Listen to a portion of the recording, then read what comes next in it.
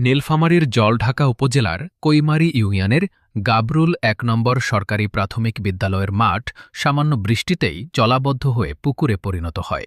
ফলে টিফিন পিরিয়ডে শিক্ষার্থীরা মাঠে খেলাধুলা করতে পারে না। এতে কোমলমতি শিক্ষার্থীরা যেমন খেলাধুলা থেকে বঞ্চিত হচ্ছে, তেমনি দুর্ভোগে পড়েছেন শিক্ষক ও অভিভাবকরাও।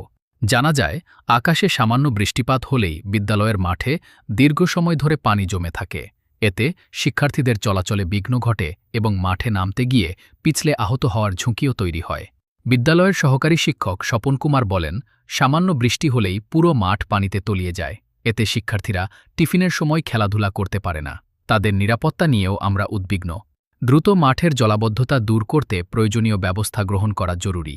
স্থানীয় অভিভাবক আব্দুর রহমান বলেন, শিশুদের সুস্থ শারীরিক ও মানসিক বিকাশে খেলাধুলার কোনো বিকল্প নেই। তাই বিদ্যালয়ের মাঠের স্থায়ী জলাবদ্ধতা নিরসনে সংশ্লিষ্ট কর্তৃপক্ষের দ্রুত হস্তক্ষেপ কামনা করছি। বিদ্যালয়ের প্রধান শিক্ষক জানান, সামান্য বৃষ্টিপাত হলেই মাঠে পানি জমে থাকে। গত রাতের টানা বৃষ্টির পর পুরো মাঠ পানিতে ডুবে যায়। এতে শিক্ষার্থীরা খেলাধুলা থেকে বঞ্চিত হওয়ার পাশাপাশি শিক্ষক শিক্ষার্থী সবার চলাচলেও চরম দুর্ভোগ সৃষ্টি হয়েছে। আমি সংশ্লিষ্ট কর্তৃপক্ষ ও উপজেলা নির্বাহী কর্মকর্তার কাছে আবেদন জানাচ্ছি, বিদ্যালয়ের মাঠের পানি নিষ্কাশনের ব্যবস্থা করে শিশুদের জন্য খেলাধুলার উপযোগী পরিবেশ নিশ্চিত করা হোক।